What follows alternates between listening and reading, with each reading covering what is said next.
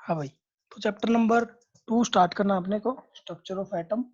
ठीक है, तो इसमें देख लेते हैं कैसे क्या पढ़ना है। तो हमें यही देखना है कि जो इलेक्ट्रॉन है, प्रोटॉन है, पहले तो उसकी डिस्कवरी पढ़ेंगे कि उनकी खोज कैसे हुई, किसने की।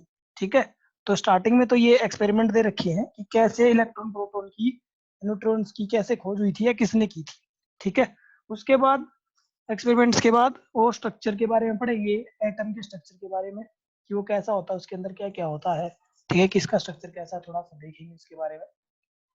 तो देखो, इसमें स्टार्टिंग में दे रखा है कि इलेक्ट्रॉन की डिस्कवरी, इसकी इलेक्ट्रॉन की डिस्कवरी।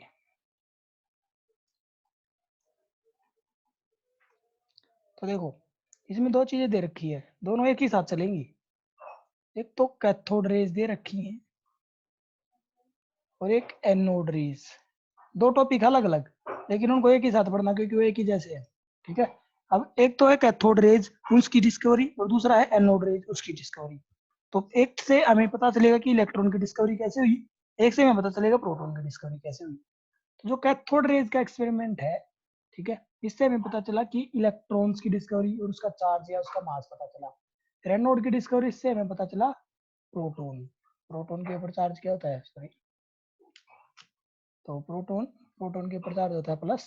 ठीक है, +1 भी ले सकते हैं, मान लेते हैं उसको। तो इलेक्ट्रॉन की डिस्कवरी कैसे हुई और प्रोटॉन की डिस्कवरी कैसे हुई, ये हम देख लेते हैं।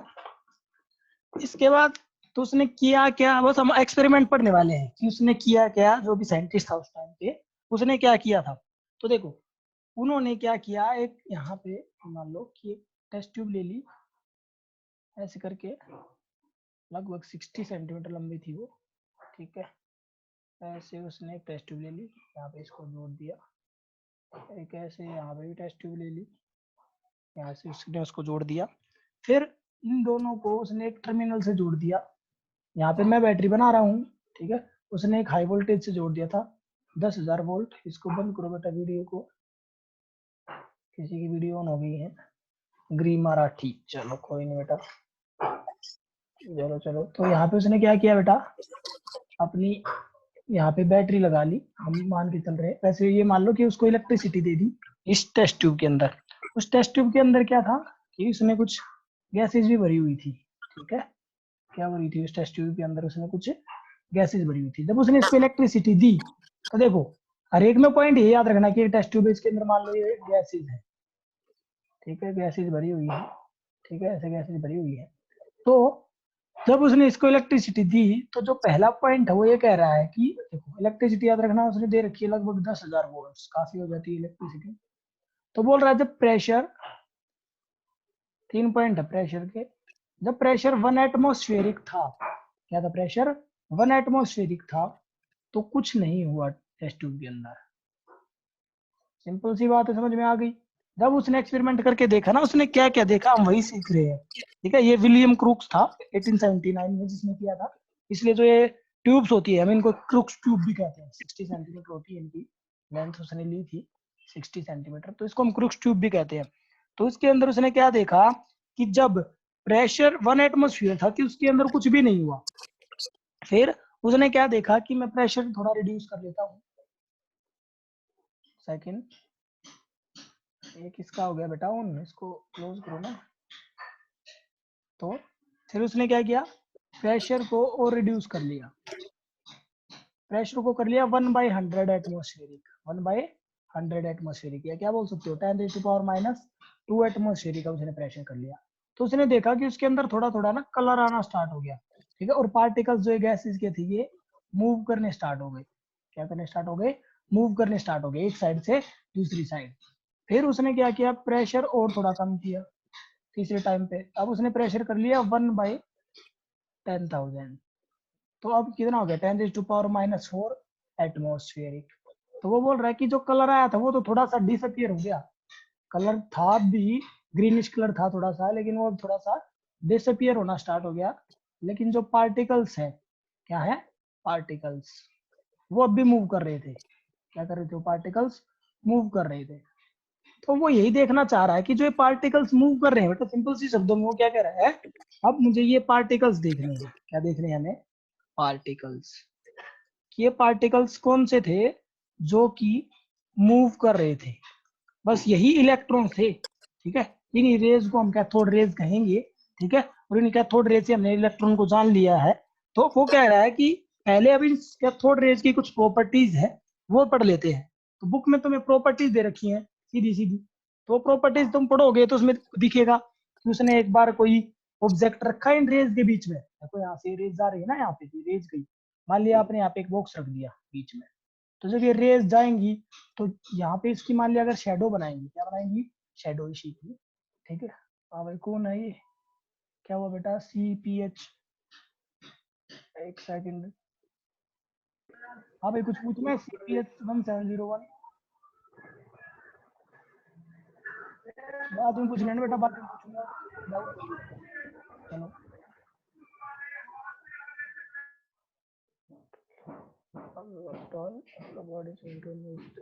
ठीक है, चलो। तो उसके बाद उसने क्या है कि ये यहाँ पे बता रहा है जो properties of cathode rays, book में से पढ़ोगे तो उसमें दे रखा है कि they produce a sharp shadow of the solid object placed in their path. तभी मैं यही समझा रहा था आपको कि अगर आपने ये ऑब्जेक्ट रखा है तो ये उसकी शैडो देखी है कैथोड रेज। तो इससे क्या पता चल रहा है, इससे ये पता चल रहा है जो कैथोड रेज होती है वो स्ट्रेट लाइन में ट्रेवल करती है। तो जो ये पार्टिकल्स है इसकी हम क्या पढ़ेंगे बेटा, प्रॉपर्टीज। तो प्रॉपर्टीज में पहली प्रॉपर्टी क्या है, ये याद रखना है, they travel in a straight path, they travel in a straight path, straiट path। ये पहला पॉइंट है, जो पार्टिकल्स ये इधर से इधर जा रहे हैं उन रेज की बात कर रहा है, ये एक रेज की तरह जा रहे हैं। सेकंड, अब जो तुम उसने आगे क्या बोला, वो बोल रहा है कि if A light pedal wheel, मतलब कोई भी व्हील है अगर हम उसको रख देंगे एक्सल लगा के उसके बीच में तो रोटेट होने लग जाएगा, ठीक है। तो देखो क्या कह रहा है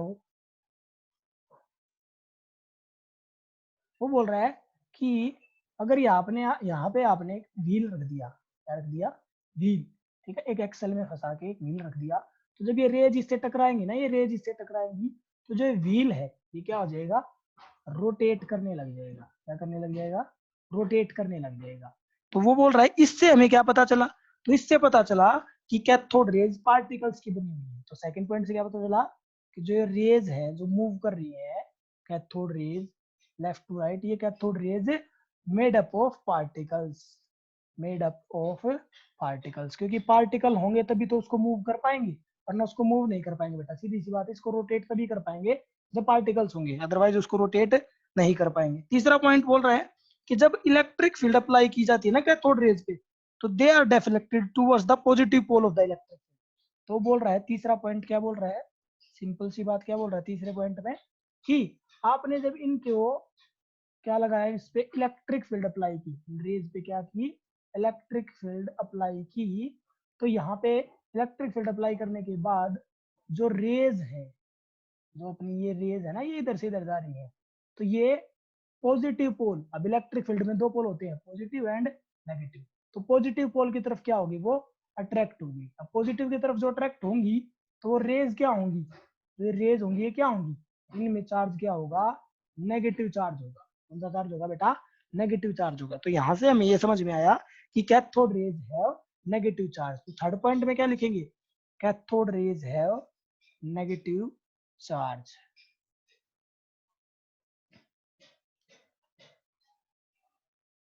अब इसको नाम कैथोड क्यों दे रहे हैं, ऐसे जो कैथोड वर्ड है वो यूज होता है पॉजिटिव के लिए, लेकिन इसको कैथोड क्यों नाम दे रहे हैं उसके बारे में भी बात करेंगे, ठीक है। पेज को चेंज कर लेते हैं। देखो अब आगे चल पड़ते हैं। अब तीसरा पॉइंट हो गया, चौथे पॉइंट में बोल रहा है जब कैथोड रेज स्ट्राइक हुई ना मेटल फॉइल पे, तो वो गर्म हो गया। मतलब कौन गर्म हो गया, मेटल की जो फॉइल है, मतलब वो रेज इधर से इधर जा रही है, यहाँ पे कोई मेटल है, तो जब इस मेटल के ऊपर पड़ी तो जो मेटल है, ठीक है, जो मेटल है अपना, ये क्या हो गया, हॉट, ठीक है, क्या हो गया, ये गर्म हो गया। तो ये गर्म हो गया तो इससे क्या पता चल रहा है, गर्म होने से, कि cathode rays heating effect produce करती है। तो जो फोर्थ पॉइंट है वो क्या है, they produce heating effect, they produce heating effect, ठीक है भाई। सिंपल सी बातें हैं कि वो कैथोड रेज के बारे में जान रहे हैं, नहीं बातें, कैथोड रेज कैसे बनी ये याद रखना है। क्रूक्स ट्यूब थी, उसमें वोल्टेज हमने दे रखी थी, फिर हमने उसमें क्या किया, प्रेशर को घटाते रहे, ताकि वो जो कैथोड रेज वो मूव करती रहे। ये किया बेटा अभी तक काम, और हम उसकी प्रॉपर्टी पढ़ रहे हैं। आगे क्या बोला उसने कि they cause ionization of the gas through which they pass. मान लिया ये रेज है, क्या है ये रेज, इधर से जा रही थी, ठीक है। आपने क्या किया इसके अंदर,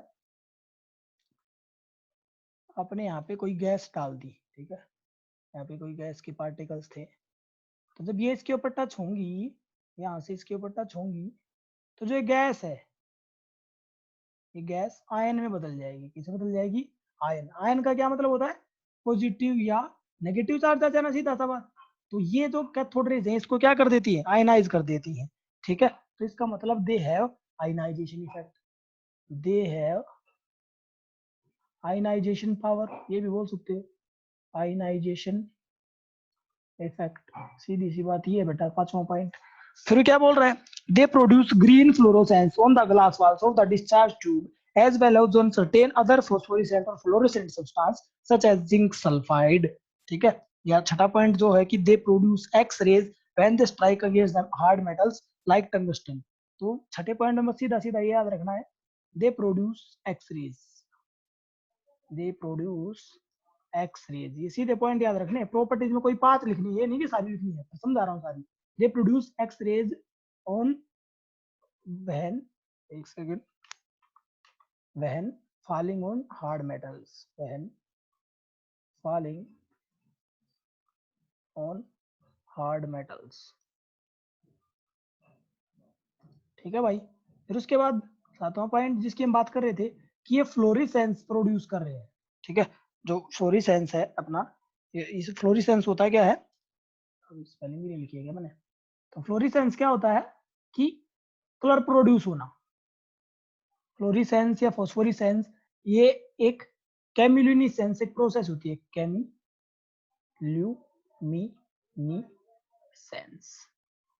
तो इसका मतलब होता है जब केमिकल, क्या, कोई भी केमिकल अगर कलर प्रोड्यूस करता है, केमिकल की वजह से क्या आता है बेटा? कलर आ जाता है, तो उसको बोलते हैं केमिल्यूमिनेसेंस। और केमिल्यूमिनेसेंस दो प्रकार के होते हैं, मतलब इसके दो टाइप होते हैं, एक होता है फॉस्फोरिसेंस और एक होता है फ्लोरिसेंस। तो फ्लोरिसेंस को वो यही बोल रहा है, इन दोनों में टाइम का या मतलब दो तीन चीजों का फर्क होता है, वो तो मैं नहीं जाना उसमें, वो आगे बीएससी वगैरह में पढ़ते हैं। केमिल्यूमिनेसेंस इसका एक अलग ही टॉपिक होता है, तो मैं अभी तुम्हें नहीं पढ़ना है। तो तुम ये याद रखो कि वो कलर प्रोड्यूस करते हैं, ऐसा ग्रीन कलर देते हैं, ठीक है। तो आपको याद रखना है कि फ्लोरिसेंस प्रोड्यूस करते हैं, ठीक है, दे प्रोड्यूस फ्लोरिसेंस, एक केमिल्यूमिनेसेंस भी लिख सकते हो। इसके बाद आगे देख लेते हैं, आठवां पॉइंट क्या दे रखा है। आठवां पॉइंट क्या बोल रहा है कि they affect the photographic plate. Photographic plate क्या होती है? ऐसे कोई प्लेट है, ठीक है, तो इनके ऊपर, फोटोग्राफिक प्लेट के ऊपर तो वो स्ट्राइक होती है तो वो अपने निशान छोड़ जाती है, ठीक है। तो एक प्लेट सी मान सकते हो आप, तो उनके ऊपर अपने निशान छोड़ जाती है, तो उसको अफेक्ट करती है, ठीक है। तो ये बोल रहा है they affect photographic plate. Photo का मतलब एक प्रकार से लाइट होता है, फोटो का मतलब क्या होता है? लाइट। तो जब एकदम लाइट की तरह आएंगी वो चमकती हुई और इसके ऊपर स्ट्राइक होंगी तो उसके ऊपर निशान छोड़ जाएंगी, ठीक है, निशान छोड़ जाएंगे। जैसे मान लिया आपके पास कोई नुकीली चीज और आपने फ्रिज पे मार दी, तो फ्रिज पे निशान हो जाएगा ना, वो थोड़ा सा अंदर की तरफ दब जाएगा। तो इस तरीके से इफेक्ट डालती है। आगे they process possess penetrating effect. Penetrating का इफेक्ट का मतलब होता है, पेनिट्रेटिंग का मतलब होता है किसी के अंदर से पास हो जाना, तो पेनिट्रेशन दिखाती है। ये सिंपल सी बात है कि पेनिट्रेशन इफेक्ट होता है उनके अंदर। तो ऐसे ऐसे करके ये 9-10 पॉइंट है, तो इनमें से कोई भी 5 पॉइंट में याद करने हैं, सिंपल सी बातें हैं। अब ये जितनी भी प्रॉपर्टीज हमने पढ़ ली, ये सारी जो भी प्रॉपर्टी पढ़ ली, इनसे कुछ कंक्लूजन निकल रहे हैं। क्या निकल रहे हैं? इनसे कुछ कंक्लूजन निकल रहे हैं। क्या क्या कंक्लूजन निकल रहे हैं? तो इनसे ये कंक्लूजन निकल रहे हैं कि जो कैथोड रेज होती है तो वो मटेरियल की बनी है, ये तो हमने पढ़ लिया था, ठीक है। मटेरियल की बन रही है, कब पढ़ा था? जब व्हील को रोटेट किया था। इसको रोटेट किया था? व्हील को। दूसरा क्या पढ़ लिया था हमने? दूसरे पॉइंट पे बोल रहा है कि cathode rays carry negative charge. ये कहाँ पढ़ लिया था कि इनके ऊपर नेगेटिव चार्ज है? जब इलेक्ट्रिक फील्ड अप्लाई की थी, ठीक है। क्या अप्लाई की थी? इलेक्ट्रिक फील्ड अप्लाई की थी, ये वहां पे पढ़ लिया था, है ना। तो अब ये दो पॉइंट तो मेन है, ये दो पॉइंट तो हमें चाहिए थी। एक तो मटेरियल, एक तो मटेरियल है, वो क्या है? मटेरियल। और दूसरा वो उसके अंदर मटेरियल के अंदर चार्ज कौन सा है? नेगेटिव। फिर इसके बाद एक साइंटिस्ट आए, जे थॉमसन, ठीक है, जिसको बोला जाता है जिसने इलेक्ट्रॉन की डिस्कवरी की, जे थॉमसन। तो उसने क्या किया कि जो भी ये रेज वगैरह थी इसका E बाय m, ठीक है, charge by mass ratio, charge by mass ratio एक एक्सपेरिमेंट से निकाल लिया जिसकी वैल्यू कितनी आ गई 1.76 into 10 raise to power 8, 1.76 into 10 to power 8 coulombs, COU, एक सेकेंड, C, अबे एक मिनट रुको भाई, कहाँ लिख रहा हूँ, COULOMBS कोलम्स, ठीक है, इतना उसके ऊपर चार्ज आ गया कोलम्स पर ग्राम, पर ग्राम, ये उसके ऊपर क्या आ गया बेटा, चार्ज आ गया, ठीक है। फिर इसके बाद क्या हुआ कि ये तो चीजें थॉमसन, अब तुम्हें ये नहीं करना कि इसने कैसे निकाला, उसने एक एक्सपेरिमेंट किया, तुम्हें बस पर ये याद होनी चाहिए कि चार्ज बाय मास रेशियो की वैल्यू कितनी होती है, इतनी। फिर एक दूसरे साइंटिस्ट आए, उन्होंने, उनका नाम है मिलिकन, ठीक है, उन्होंने क्या किया, मिलिकन ने, उन्होंने इलेक्ट्रॉन का चार्ज ही निकाल दिया, निकाल दिया इलेक्ट्रॉन का चार्ज अपने एक एक्सपेरिमेंट से, ओएल एंड रूप एक्सपेरिमेंट, बुक में दे रखा है, तुम्हारे सिलेबस का हिस्सा नहीं है, ठीक है। उसने निकाल दिया कि चार्ज पे जो इलेक्ट्रॉन उसके ऊपर चार्ज कितना होगा 1.602 इंटू 10⁻⁻19 कोलम, ठीक है। तो अब आप क्या कर सकते हो, आप इलेक्ट्रॉन का मास निकाल सकते हो, क्या निकाल सकते हो, इलेक्ट्रॉन का मास निकाल सकते हो। कैसे निकाल सकते हो कि electron by, sorry, charge by mass ratio तुम्हारे पास है, ये है ना अपने पास, ये चार्ज बाय मास रेशियो अपने पास है, चार्ज अपने पास है, तो चार्ज से चार्ज घट जाएगा तो रह जाएगा क्या, मास रह जाएगा। तो इसीलिए मास निकालने के लिए हमने क्या किया, जो चार्ज हो लिख दिया ऊपर, और चार्ज बाय मास, मास कहाँ जाएगा ऊपर, इससे ये कैंसिल, तो आंसर क्या आ जाएगा मास।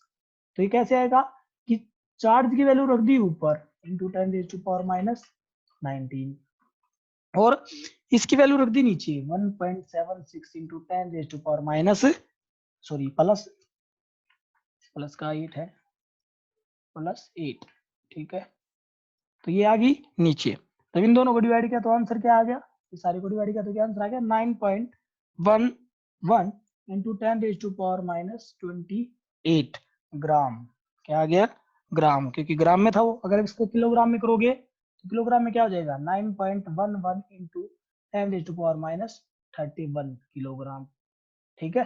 तो बस यहाँ से ये याद रखना था कैथोड रेज की प्रॉपर्टीज बेटा, उसके दोनों रिजल्ट्स, उसके बाद चार्ज बाय मास रेशियो, और चार्ज मिलकर ने निकाल दिया था, फिर उसके बाद उन दोनों को डिवाइड कर दिया तो क्या आ गया, ये मास आ गया एक इलेक्ट्रॉन का, ठीक है।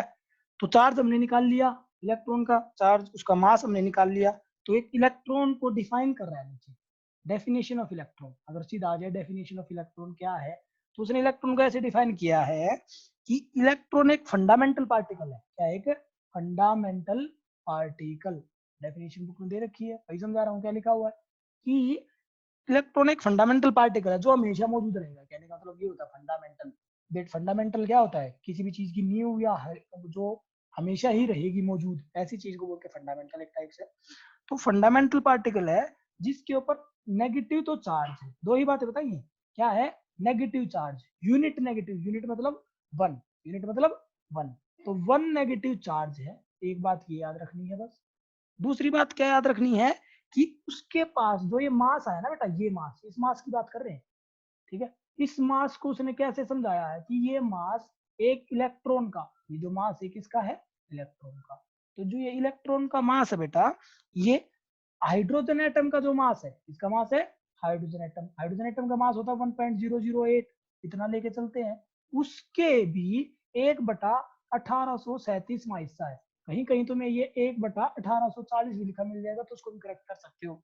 तो ये इतना छोटा मास है, देखो ग्राम की भी 10⁻⁻28 वैल्यू, तो ग्राम, 1 ग्राम कितना होता है, उसके भी आगे, मतलब पॉइंट के आगे पीछे 28 जीरो, तब 9.11 ऐसे करके इसको तुम सोल्व कर ही सकते हो, या इसको इस तरीके से अगर लिखा जाए तो इसको हम क्या लिखेंगे, इसको लिखेंगे पॉइंट, है ना, 9, सॉरी सॉरी एक सेकेंड, 0.0000000000 गणना भाई कितनी होगी,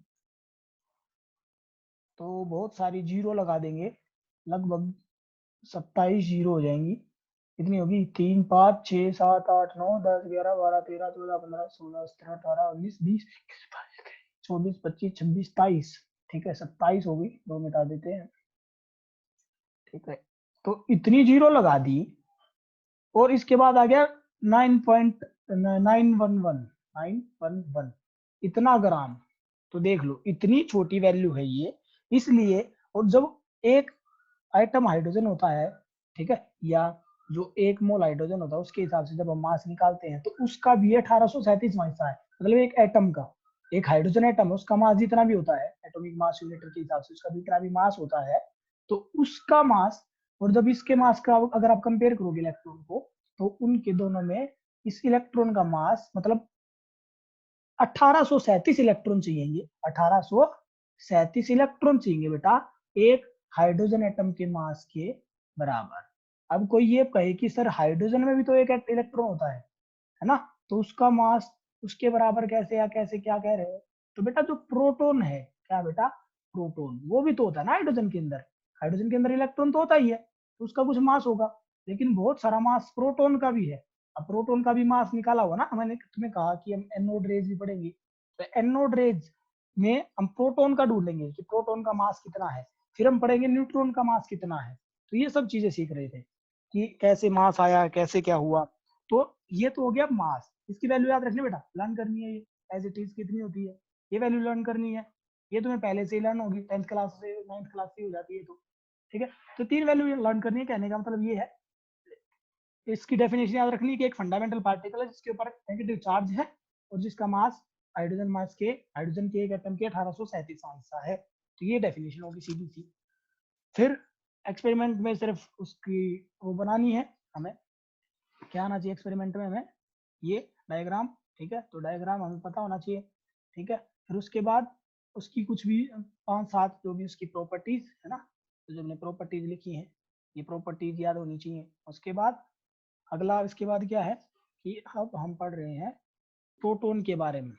अब चलो इससे पहले ये बात कर लेते हैं कि इसको कैथोड क्यों बोला, क्या बोला इसको, कैथोड क्यों बोला।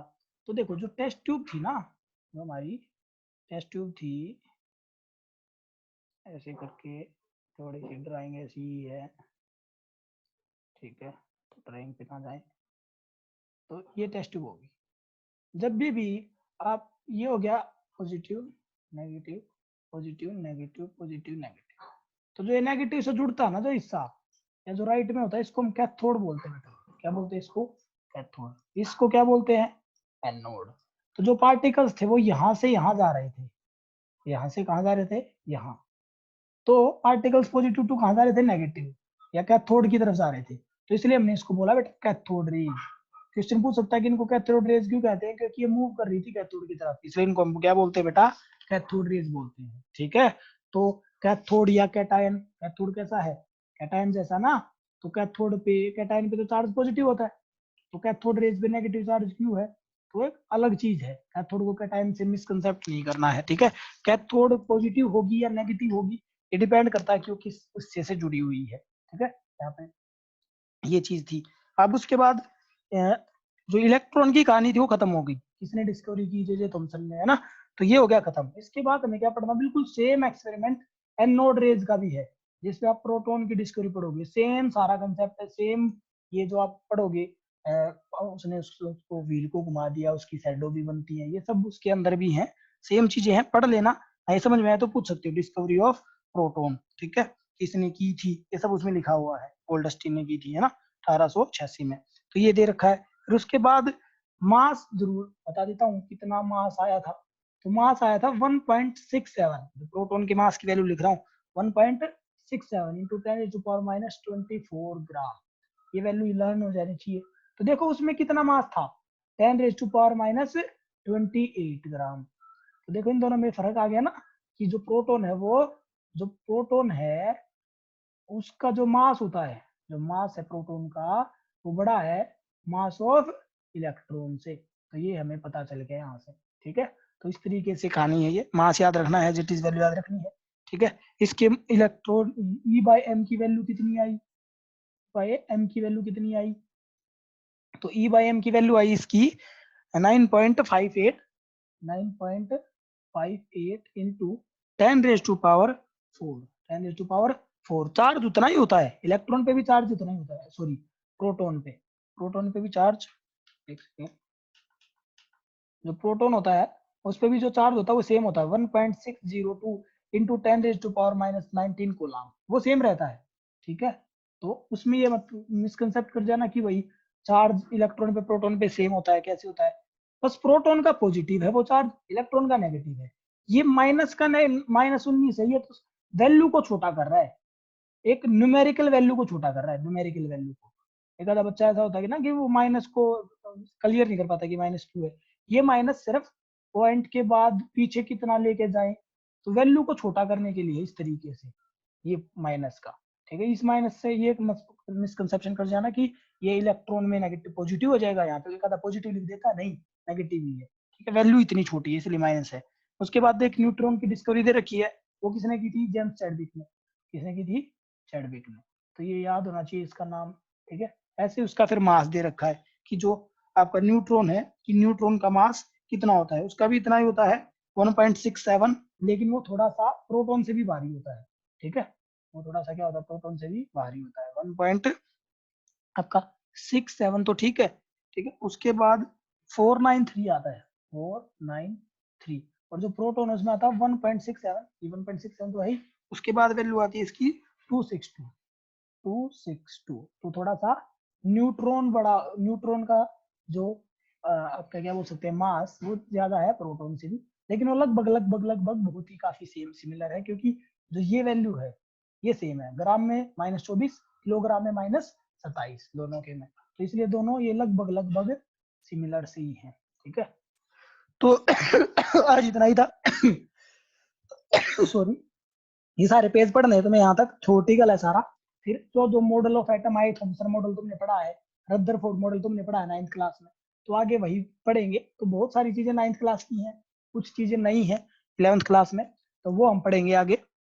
अभी तक तुम्हें सिर्फ यही 9 पेज तक पढ़ना है, इलेक्ट्रॉन की डिस्कवरी, प्रोटॉन की डिस्कवरी, ठीक है, एक्सरे की प्रॉपर्टीज, सॉरी इसकी एनोड रेज की, कैथोड रेज की, ठीक है, उसके रिजल्ट्स, और ऐसे ही प्रोटॉन का मास, प्रोटॉन की डेफिनेशन दे रखी है तो वो याद कर लेंगे। तो आई होप कि समझ में आया होगा। ठीक है,